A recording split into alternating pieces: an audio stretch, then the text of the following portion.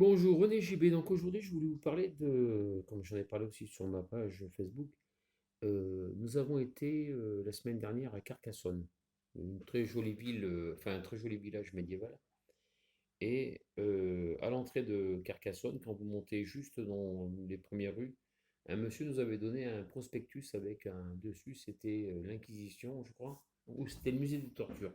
Et on s'est dit, tiens, bon, on verra plus tard. Et vu que le temps, après manger, vu que le temps commençait à se couvrir, il faisait un peu mauvais, il y avait des nuages, on a dit tiens, bon, on va aller visiter le musée.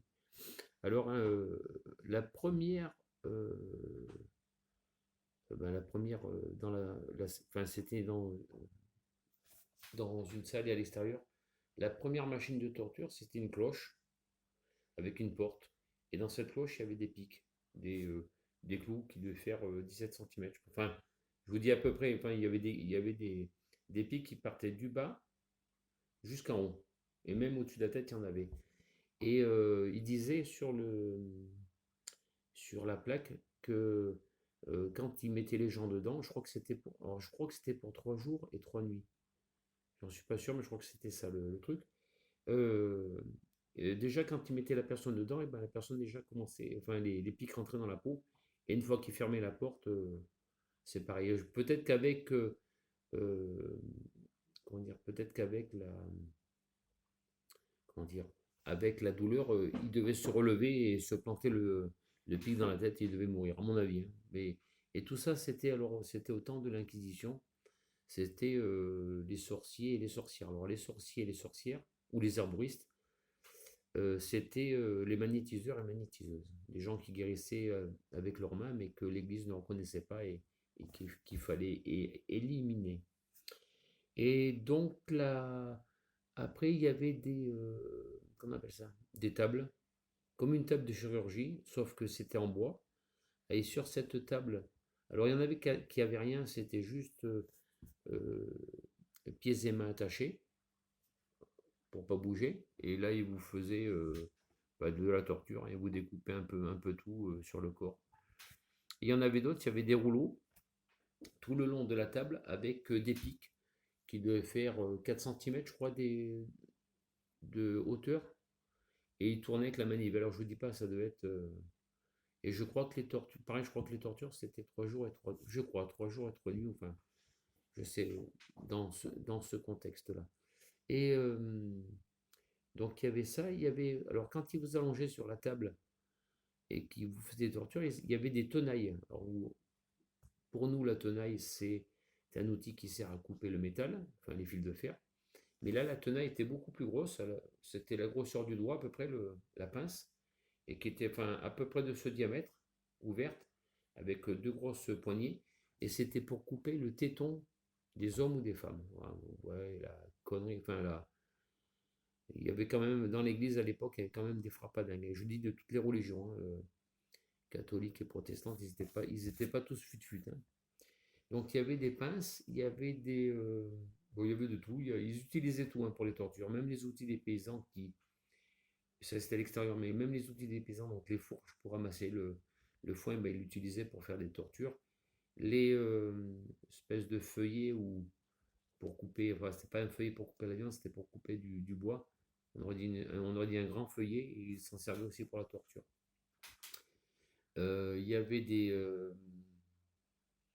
donc les vins, il y avait, ben, je vous dis toutes sortes donc dans le premier musée, c'était tous les instruments de torture qu'ils utilisaient. Tiens, il y avait même je pense que c'était aussi un instrument de torture, entre parenthèses, la ceinture de chasteté. Alors la ceinture de chasteté, c'est un outil qui est en métal. La, la bande devait faire 4 cm à peu près de largeur, qui montait en haut, il devait y avoir une ceinture qui entourait la taille de la dame et qui passait entre.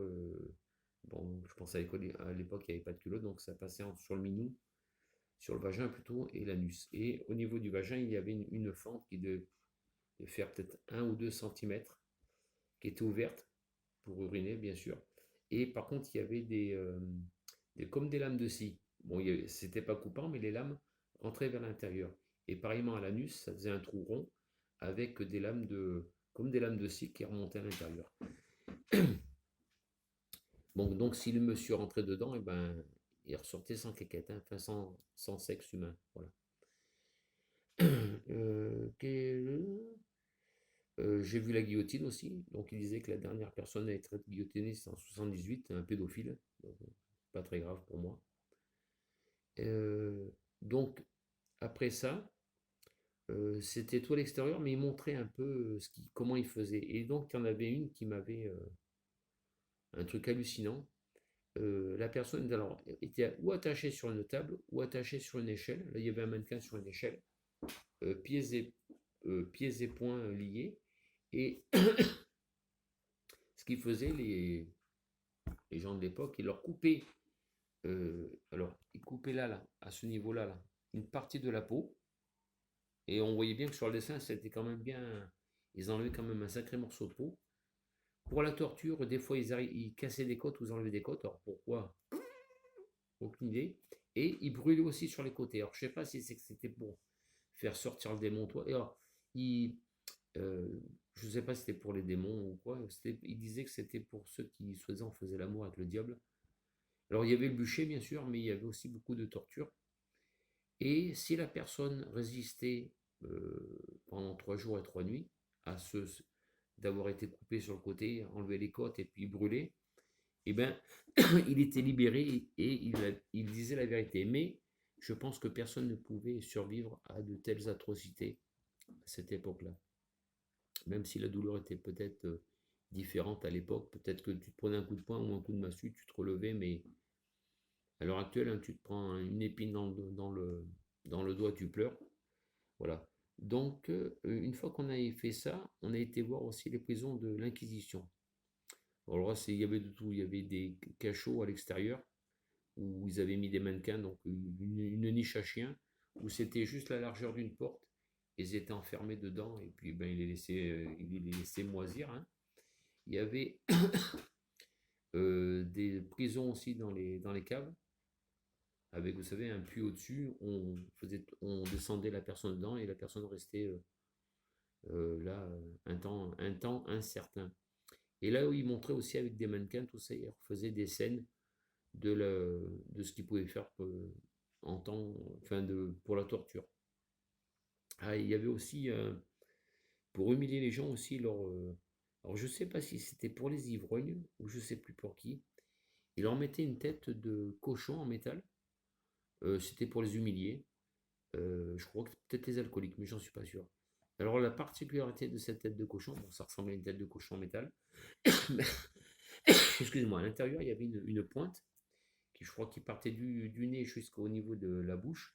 Et une fois qu'il rentrait le masque du cochon sur la personne et qui fermait ça faisait un casque, la pointe rentrait dans la bouche et la personne avalait son sang. Voilà.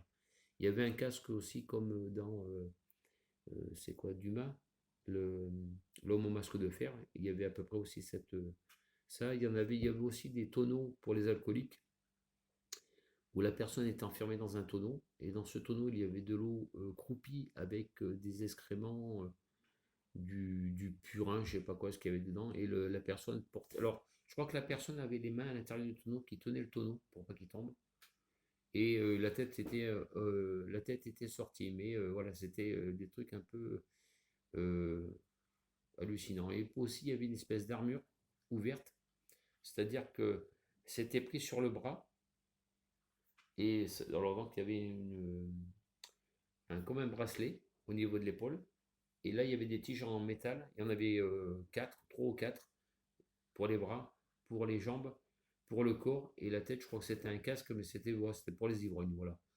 Alors, c'était pour vous dire qu'au temps de l'Inquisition, heureusement que je n'ai pas vécu, parce qu'à mon avis, j'aurais fini brûlé ou torturé. C'est comme, tiens, en parlant d'Inquisition, tout ça, Maxine, je pense qu'il n'a rien à voir. Vous savez, là, je vous avais fait la prière de Saint-Laurent. Je vous avais donné la prière de Saint-Laurent contre les brûlures. Ben, ce monsieur, il est mort sur un barbecue, enfin sur une grille avec du feu, ouais, comme un barbecue. Ils l'ont mis d'abord une première fois, alors c'était pas autant d'inquisition, c'était bien avant tout ça. Ils l'avaient posé sur le grill une première fois, il ne brûlait pas, donc ils l'ont retourné. Sur le dos, ce monsieur Laurent ne brûlait pas, donc ils l'ont retourné plusieurs fois, et au bout d'un moment, il a pris feu. Voilà. C'est un peu la bêtise humaine qu'il faut torturer parce qu'on est bizarre, entre parenthèses, parce qu'on arrive à guérir les gens juste avec l'imposition des mains. Mais ça, c'était à l'époque, hein. Maintenant, heureusement, ils ne le font plus. Voilà, c'est une petite vidéo sur le musée de la torture à Carcassonne. Si vous y allez, eh ben, faites-le, vous verrez, c'est très intéressant pour les adultes et pour les adolescents, bien sûr. Bonne journée à vous.